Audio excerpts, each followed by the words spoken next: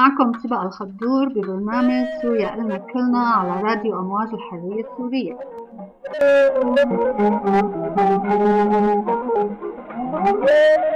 وينك يا سوري وينك؟ هذا ما هتفه السوريون في انتفاضتهم ال 15 آذار. الشاب الذي صور المظاهرة أعلن ثورته قائلا: هلق نحن علوية وسنية من كل أطياف سوريا بدنا نوقع هالنظام، ولا بدنا بقى واحد من عناصر هالنظام يبقى بهالبلد. وأنا عم أحكي اسم الطائفة العلوية بكل أنحاء سوريا. وهذا ما حدث في بانياس تماما، ثم في اعتصام الساحة بحمص وغيره وغيره. أين ذهبت هذه الأصوات؟ هل تراجعت أم غيبت؟ أعزائي مستمعي أمواج الحرية السورية، أسئلة كثيرة سنلقي عليها الضوء في برنامجنا من خلال لقاءاتنا مع ناشطين ومعارضين سوريين قبل أن يكونوا أي شيء آخر. واليوم سنلتقي مع المعارض نزار حمود الذي سيسلط لنا الضوء على بعض الجوانب من واقع الطائفة العلوية. نزار، أهلا وسهلا فيك برنامجنا على قناة أمواج الحرية السورية. أهلا وسهلا. ممكن تعرفنا على نفسك أول؟ اسمي الكامل الطويل هو نزار شفيق عبدو حمود، من مواليد حمص، سوري وبشدة. كنت أستاذ جامعة في دمشق، وأنا حاليا أخصائي تغذية أعمل في إحدى مستشفيات مونتريال في كندا. نزار، ليش طلعت من سوريا؟ حقيقة يطول الحديث، لكن فيني لخصه بثلاث نقاط أساسية: أسباب اجتماعية وسياسية واقتصادية. أسباب اجتماعية لأنه الحقيقة الوضع لما أنا ترك البلد سنة 2000 في نفس العام اللي استلم فيه الرئيس الحالي بشار الأسد سوريا، في نفس العام اللي ورثه عن أبوه. فالحقيقة الأسباب الاجتماعية تتلخص بأنه المجتمع صار مجتمع غريب. أنا الحقيقة ما كنت عم لاقي نفسي لا على صعيد العمل ولا على صعيد الحياة الاجتماعية.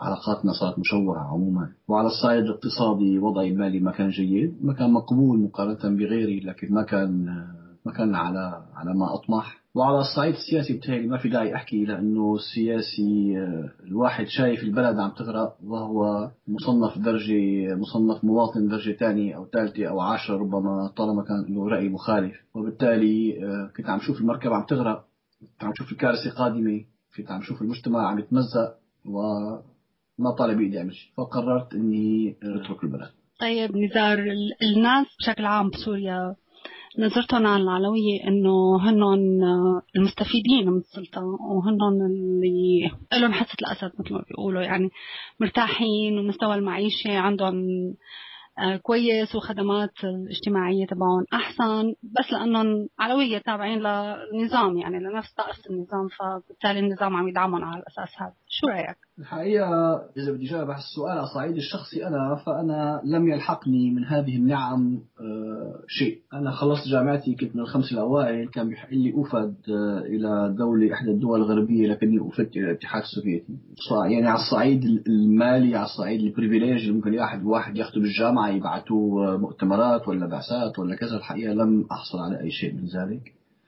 على الصعيد العام اللي فيني أقوله وأنا ما كتير يعني ماني خبير بهذه القصص، لكن اللي فيني أقوله إنه في الضياع على الساحل اللي واضح عليه النعمة واللي واضح عليه الإثراء واللي واضح عليه المنافع اللي أخذها من النظام، هن الضباط المتصلين مع النظام والناس اللي معروفين إنهم عم يشتغلوا مع النظام، ضباط كبار أو عناصر أمن أو ضباط أمن أو إلى آخره. هذول فعلا بتروح على الضياع، بتلاقي بالضيعة الفلانية مثلا قصر فلان وقصر فلان، وبتلاقي فيلا فلان والى اخره. انا ما بنسى ابدا من عشرات السنين، ما بعرف من امتى بوعى، يعني لما كنا نمرق من عند بانياس في ضيعة هناك، ضيعة علي دوبا، كان اسمها قرفيص بتذكر يمكن. فكان في القصر تبعه ومطار الحوامات على اعلى التلة، مطل على البحر ومطل على يمكن كان هناك حوض السن او هذا محطة تكرير المياه تبع السن اللي بتشرب منه اللاذقية النهر يعني.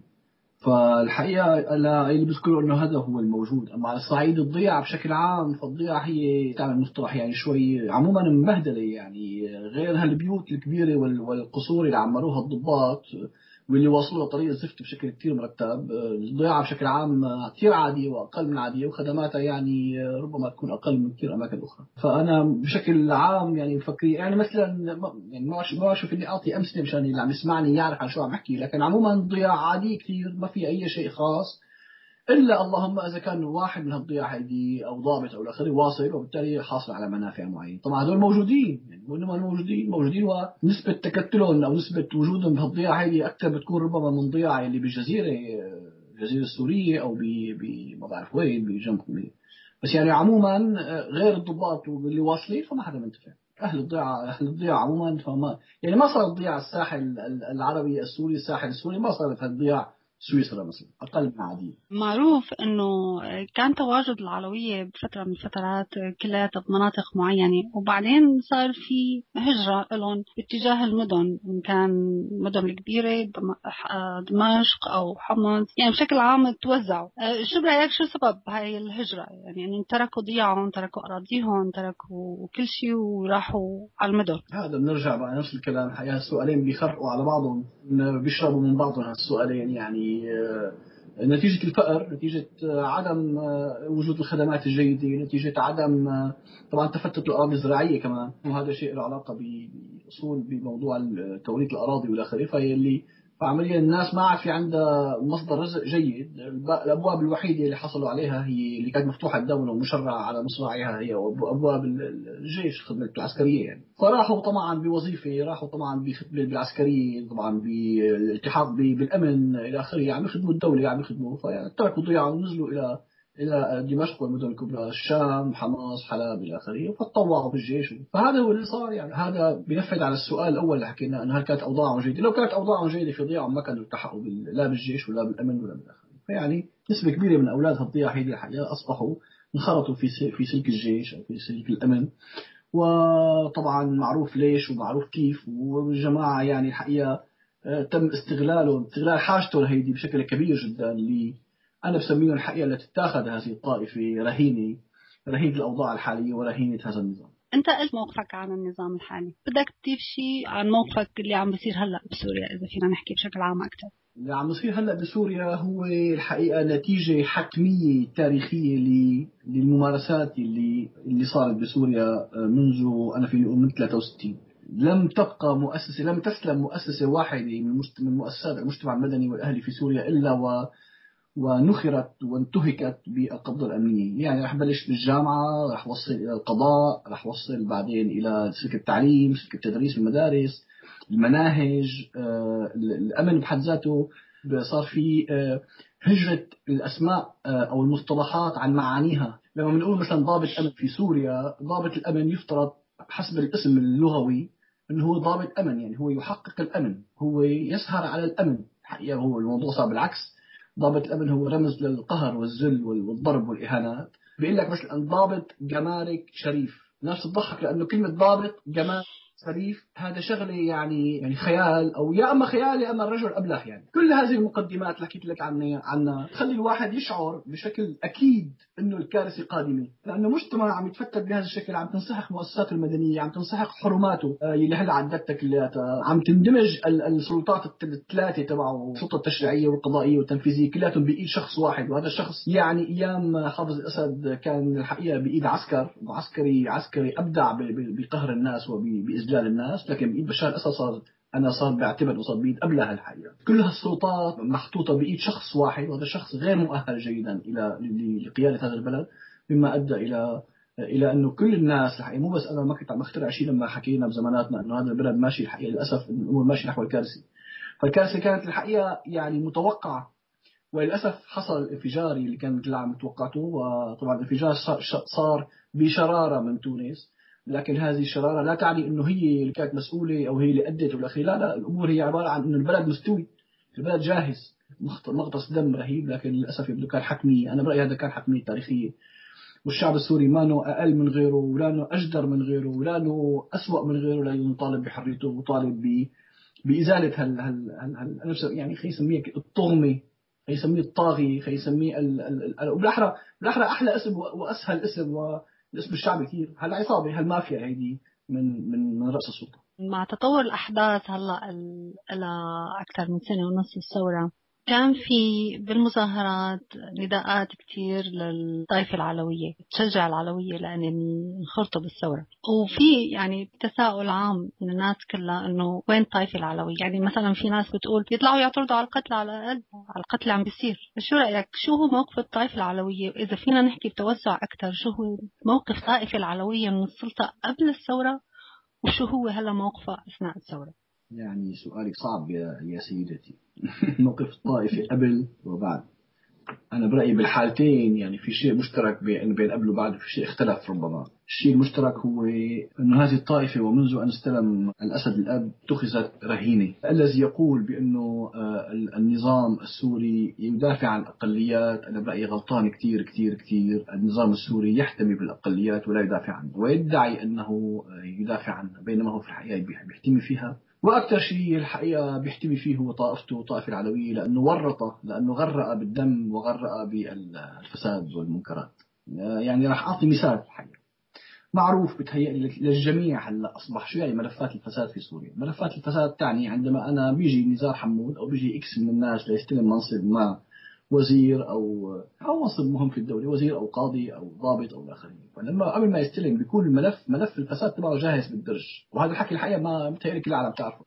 وهذا الشيء الحقيقة ينطبق على للأسف على الطائفة العلوية ككل. يعني هدول الشباب اللي نزلوا انضياعهم واشتغلوا بالجيش واشتغلوا بالأمن واشتغلوا بالآخره، هدول انعطوا بيوت بال 86 وبعش الورور ومدري وين بالمحلات، بيوت متواضعة، بيوت بتزعل، بيوت بتبكي على حالهم، لكن الحقيقة أنهم معتبرين حالهم عملوا شيء كتير يعني. وبالتالي حياتهم مرتهنين لهذا النظام، لهذا السيستم اللي موجود. فأنا بعتبر أن الطائفة هو استطاع الحقيقة هذا. الحقيقة أنا برأيي كان قبل الثورة طبعا موجود، لكن بشكل كان في عالم فكر حالها مستفيدة ومبسوطة بحالها وما شايفة الخطر. لكن الحقيقة وضحت هذه الصورة تماما لما بلشت الثورة. ما ننسى كارثة حماه، لكن الطريقة اللي تعاملت فيها الدولة بين قوسين السورية مع حماه طريقة كارثية، طريقة لا تمت الوطن والمواطنين بأي شيء. وبالتالي الحقيقة هذا الدم اللي سال بدون مبرر شرعي، اللي سال بشكل إجرامي الحقيقة، واللي شكل الرعب ولجم عقول وألسنة الناس من سنة 88 حتى الآن. الحقيقة هذا الرعب هذا ساهم بارتهان الطائفة كمان لسه أكثر، لأن الحقيقة أن الناس حست إنه هن بشكل من الأشكال مسؤولين عن الشيء اللي صار بسكوتهم. طبعا هن الحقيقة لأنه العمل باسمهم، أنا ما فيني أقول عمل بأياديهم، حتى لأنه في كثير عالم شاركت بالكارثة اللي صار بحماه، لكن العمل باسمهم. وبالتالي العالم خايفة. يعني فعلا اللي هو المقولة اللي بيقولها انه اذا انا رحت بدهم ياكلوكم، فهيدي مقولة بتتصدق، في كثير عالم بيصدقوها. لذلك انا بقول الحقيقة لازم من واجب كل مواطن سوري، من واجب الوطني السوري ان يحاول ان يكسر هذا القيد الذي استطاع النظام ان يقيد فيه ابناء طائفته. لانه الحقيقة قانع كثير عالم انه يا جماعة اذا انا رحت بدكم تتاكلوا، بدكم تنقتلوا، فأنا الموجود، أنا الحامي لكم. الحكي هذا غلط، الحكي هذا مو صحيح. الحكي هذا لازم كل واعي، كل ثائر هلا بالثورة يحاول يوضحه. يقول ما ننسى يا صديقتي إنه قبل الثورة الحالية الطائفة العلوية بحد ذاتها قدمت عشرات ومئات وآلاف سجناء الرأي والشهداء قبل ما تقوم الثورة السورية. أنا بذكر مثلا حسن الخيري اللي هو من قرداحة نفسها، الشاعر المعروف يلي أرض أسماء زمانته تبع عصابات هذه هما يا شعبي. يلي بيحب يقراها طبعا في يكتب حسن خير على الانترنت ويشوف القصيدة كاملة. يعني هذا الشخص حسب ما طبعا هو قتل قطعا، ثاني يوم أخذوه من بيته ما عاد رجع، ويقال أنه قطعوا له رسالة قبل ما يقتلوه. ومئات وآلاف الضحايا وسجناء الرأي كانوا تابعين للطائفة العلوية، المفروض ما ننساهم أبدا. بعد ما قامت الثورة الحقيقة في كثير شباب من الطائفة العلوية قاموا، لكن الحقيقة كان خوف. ليش ما بصير تصريح عام، وليش ما بصير في حركة عامة؟ لأن الناس خايفة. الناس في الساحل الطائفة العلوية تشعر بحالة من الهلع والرعب جراء ما يحدث. عارف، مفكرين ومؤمنين من إذا ذهب هذا النظام فهن راح يتعرضوا لأسوأ الكوارث. حقيقة هذا الموقف بالنسبة لي غير مبرر، لأنه أول شيء الدم اللي سال بطريقة يعني لا تصدق، طريقة أبوكاليبسية، طريقة يعني رهيبة. وأنا الحقيقة بعتبر إنه من واجب كل مثقف سواء كان، أو من واجب كل سائر حقيقي، كل وطني حقيقي، إنه يكسر هذا الطرق ويحاول يخلص الناس من الضغط هذا النفسي الهائل اللي واقعين فيه، اللي عم يمنعهم، اللي عم يجرهم بشكل عام إنه يتحرك. يعني هلا تتوقع انه مشاركة الطائفة العلوية بالثورة محدود ولا معدوم؟ الحقيقة أنا هون بس بحب أوضح صورة، بحب أوضح نقطة للي عم يسمعنا. أنا كثير بخجل إني أعرف نفسي بطائفتي، ليس لأني بخجل منها، لا. الواحد أنا بالنسبة العلاقة بينه وبين الله عز وجل ما حدا بيحل يتدخل فيها. بيقولوا أنا بالنسبة لي انتمائي الأول هو لسوريا، وأنا ما بحب أبدا يقولوا فلان من الطائفة الفلانية، عم أحكي عن حالي، وبالتالي أنا أنتمي أولا وثانيا وثالثا وعاشرا وين اللي بدك إياه إلى سوريا أولا. هلا هل يا ترى في عالم انخرطوا بالثورة من أولها؟ طبعا معلوم، بالعشرات وبالمئات، وفينا نعدد أسماء كتير. وفي عالم قتلت شهداء، راحت شهداء سواء مع الجيش الحر أو برا الجيش الحر، في عالم أطباء قتلوا، في عالم كثير حقيقة انخرطوا. لكن الحقيقة يبدو، والله العليم أنا هون ماني مطلع كثير، يلي فيني يقولوا انه يبدو في جهات معينه مصلحتها انه تغطي او ما تنشر اخبار هيك ناس، بينما الحقيقه انهم موجودين كتار. وانا فيني طبعا ما بيحق لي نقول اسماء الناس اللي بعرفها، لكن بعرف الحقيقه عشرات من الناس مشاركه بشكل فعال كثير، سواء على الصعيد الانساني او على الصعيد حتى المسلح، حتى مع الجيش الحر، او على الصعيد اللي خلينا نسميه السياسي او الى اخره.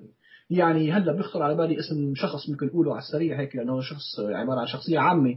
عارف دليلي مثلا، عارف دليلي انه حبس وسجن قبل الثوره طويلا جدا بسبب مواقفه الصريحه العلنيه وشجاعته اللي كانت غير مسبوقه على الصعيد تصريح بارائه الاقتصاديه او السياسيه. وطبعا هلا ما زال حامل لواء الدفاع عن الشعب السوري. طبعا هذا مثال الحقيقه. الناس هدول مفروض يسلط عليهم ضوء سوريا، وصارت وقعانة حاليا بصراع اقليمي خلينا نسميه، بصراع ما بين معسكرين، معسكر روسيا وايران والى اخره، والمعسكر الثاني هو امريكا والسعوديه ومن معه، وبالتالي صار في معسكرين، صار في صراع اقليمي. سوريا الحقيقه هذا الخوف انا برايي بالنسبه لي انا هو الخوف الاكبر، انه توقع سوريا بصراع اقليمي او صراع دولي، يكون فيها حرب على ارضها بدم ابنائها، لكن بمصالح اجنبيه خارجه عن ارادتها. الحقيقه يعني هالخوف هذا هو الهم الاكبر اللي المفروض يشتغل كلياتنا عليه. يمكن الناس أكثر شيء مستفقدة الوجود العلوية بالمظاهرات، برغم أنه أنا سمعت أنه في كتير من العلوية بينزلوا مع المظاهرات الثانية لأنه ما بيقدروا يطلعوا مظاهراتهم الخاصة فيهم. وكمان يعني بدي أذكر بشغلة، فيديو الشرارة الشاب العلوي اللي سجله. نعم صحيح، يمكن الحميدية، فيديو الشرارة تبع 15 أذار. برأيك ليش ما عم يطلعوا مظاهرات؟ يعني أكيد في ناس مع الثورة وبتدعم الثورة ومعارضة، ومثل ما قلت في ناس حتى من قبل الثورة من زمان ضد النظام. فليه ما في مظاهرات؟ ليش ما عم يقدروا يطلعوا مظاهرات مناطقهم حتى لو مناطقهم الخاصة فيهم؟ عنصر كتير مهم بالنسبة للنظام هو انه يضل يرص الصفوف تبع الطائفة وراء الحقيقة، ولم يوفر ولم يألو جهدا حتى يقدر يوصل للنتيجة الحقيقية. مثلا أنا بفترض حالي هلا موجود حاليا بإحدى القرى جنب بنياس، مثلا كيف بدي أطلع أنا بالضيعة جمع 2-3 من رفقاتي اللي أنا متفق أنا وياهم بالرأي نطلع مظاهرة؟ يعني القمع سوف يكون مو مضاعف ولا مضروب ب3، مضروب ب20، لأنه يعني هيدي هذا خط أحمر حتى الصميم بالنسبة للنظام. وبالتالي الحقيقة صعب كثير يطلعوا. أنا بعرف كثير شباب، سمعت عن شباب طلعوا من ضيعهم الأساسية راحوا شاركوا بحمص، طلعوا من ضيعة راحوا شاركوا بدوما، شاركوا بالشام، شاركوا بسلمية. فيني أقول بكل ثقة بالنفس إنه موجودين بالمئات وبالآلاف، لكن يعني هذا الموضوع ما بينطرح الحقيقة إعلاميا كثير. ما فينا ننكر كمان إنه الغالبية أو جزء مهم من هذه الطائفة الحقيقة قابض قصة النظام، يعني قبض على الحكاية هيدي، إنه أنا إذا رحت أنتم شو بتصير فيكم. فالحقيقة برجع بكرر مرة ثانية، هل إن كان في شيء ممكن نعمله مشان يسرع نجاح الثورة والوصول للثورة لأهداف الثورة بالشكل الأمثل والأسرع والأفضل والأصح، ويمنع يعني انزلاق البلد باتجاه حروب ما لنا فيها، هو مفروض يعني يتم توعية الناس هيدي إنه الحقيقة هذا النظام ما عم يدافع عنكم، هذا النظام عم يحتمي فيكم، فتركوه فضوا إيدكم منه. شو صحيح. طيب وين رجال الدين الطائفة العلوية والمشايخ؟ كتير بسمع انه بيقولوا ليش ما بيطلعوا بيان رجال الدين العلويين والمشايخ يتخلوا فيها عن بشار ويلتحقوا فيه بالثورة، او يشجعوا العلوية ان يلتحقوا بالثورة؟ رأيي بهذا الموضوع واضح جدا الحقيقة. رجال الدين اللي لهم أثر فعلا بالطائفة العلوية مع الموجودين، يعني مثل ما اشتغل حافظ الأسد على الطائفة، مثل ما اشتغل على المؤسسات المدنية في مستوى المجتمع السوري اشتغل كمان على الطبقة الدينية، سواء كان عند العلويين أو غير العلويين، عند المسيحيين، عند كل الطوائف الأخرى. فالحقيقة ما بصير الإنسان شيخ معروف ولا خوري معروف ولا إلى آخره بدون ما يكون له ارتباطات. لكن على الصعيد الطائفي بالذات مثل ما بنعرف إنه الدكتاتور عموما ما بيحب يكون له مناوئين، ما بيحب يكون له عالم تانيين حوله إلى رأي وإلى رأي مستقل عنه. من هذا المنطلق الحقيقة ما عاد في كمان مثل يعني وصل التدخل الأمني إلى رجال الدين العلويين اللي كانوا ربما موجودين في وقت ما ببداية القرن العشرين إلى آخره بأيام زمان، لكن هلا بالمرحلة الحالية ما عاد في رجال دين له تأثير أبدا. وبالتالي اللي بيقولوا إنه خلي شيوخهم يا أخي يحكوا، يعني ما عاد في شيوخ تحكي، ما عاد في حدا يقول إنه أنا يعني ما عاد في حدا يقول مستعد يحكي كلمة تلحقوا الناس، ما هم موجودين يعني ببساطة. والظاهرة اللي بتأكد المنحى اللي عم بحكي فيه أنا هو ظاهرة المساعدين الجيش اللي صاروا شيوخ. يعني هدول بسموهم الشيوخ، بيروحوا بيتزكوا، بيعملوا زكاة، بيعملوا أعياد، بيعملوا كذا دينية، بيتنفعوا من المنصب الديني. هدول في نسبة مهمة منهم كانوا مساعدين في الجيش. يعني خلاص الحديث اللي فينا نقوله إنه ما في الحقيقة رجال دين، طبقة رجال دين واضحة المعالم عن الطائفة العلوية تستطيع أن تأخذ رأي أو تقوم بشكل تقول رأي مستقل عن رأي السلطة. ما في، يعني ما في أي شخص ممكن يكون له عالم تسمع منه كلام. طيب شو رأيك بالمظاهر اللي غلبت على الثورة، المظاهر الدينية اللي يعني الثورة بلشت ثورة لكل السوريين، أو مثل ما قال الشاب بالفيديو لما صور الفيديو إنه الثورة كلياتنا طالعين كل السوريين، إحنا مسيحية وسنة وعلوية طالعين. مع مرور الوقت صار في مظاهر دينية كتيرة بالثورة. شو رأيك بتأثير هاي المظاهر على الطائفة العلوية؟ كيف كان تأثيرها؟ أولا المظاهر الدينية بشكل عام أنا ما ضدها، ما بتهيألي حدا ضد. المجتمع السوري مجتمع بشكل عام متدين، مجتمع لا يعاب إنه متدين، لا يعاب عليه إنه متدين. طبعا هذا شيء تهيألي من نافل القول، ما في داعي الواحد يحكي عنه. لكن الحقيقة في أمور معينة صار في شعارات رفعت، وهذا الحكي حكيناه كلياتنا في بداية الأحداث. رفعت شعارات تفريقية وليست تجميعية. يعني بالتراث الإسلامي نفسه في كتير شعارات ممكن ترفع، شعارات تجمع الناس وتوحدها، وفي شعارات أخرى كمان ممكن تفرق الناس. يعني أي شعار ممكن يطرح على أساس إنه له نغمة طائفية، ممكن يؤدي إلى إنه الناس اللي من هالطائفة تجتمع عليه ومن الطائفة الثانية ما تجتمع عليه. حقيقة ما كان في انتقاء جيد للشعارات اللي انطرحت.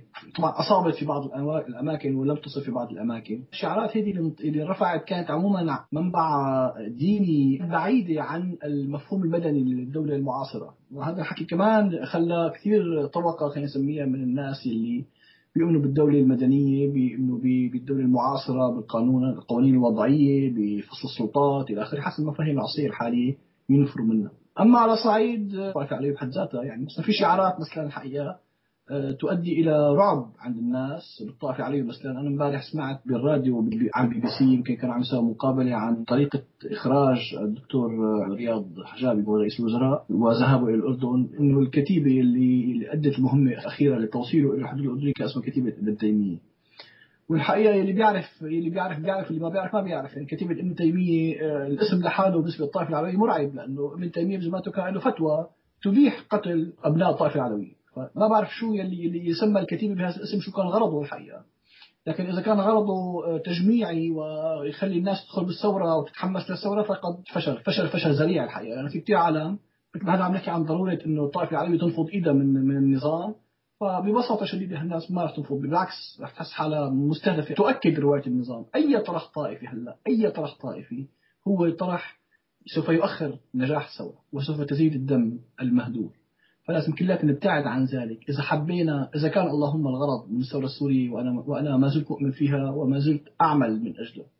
إذا كان الغرض هو أن نصل إلى سوريا واحدة موحدة لكل أبنائها، فيجب أن نبتعد عن أي طروحات طائفية هي أسطوانة النظام. فنحن لما نحكيها لما نغنيها بنكون عم نغني معه، ما عم نغني ضده. تعتبر انه نجح النظام لحد الان انه يجر ثوره للساحه اللي هو ربحان فيها، اللي هي الطائفيه والفتنه؟ انا رايي الشخصي طبعا بحكي، ممكن في عالم تكون معي او عالم تكون ضدي. الحقيقه النظام من اول الاحداث حاول يجر الناس الى شيئين. الشيء الاول هو تسليح عسكره الثوره، وانا بذكر انه اول ما قامت الثوره السوريه ما كانت تدعو ابدا، ما كانت تحمل سلاح ابدا. كان في محاولات للنظام يخلي العالم تجبر تحمل سلاح، وكانت الناس ترفض السلاح وأنا بذكر بحادثة الجامع العمري لما كانوا يحطوا الرشاشات والبواريد جنب الجامع وعلى أساس الناس تاخذها بشكل هيك عادي، الناس رفضت تاخذها.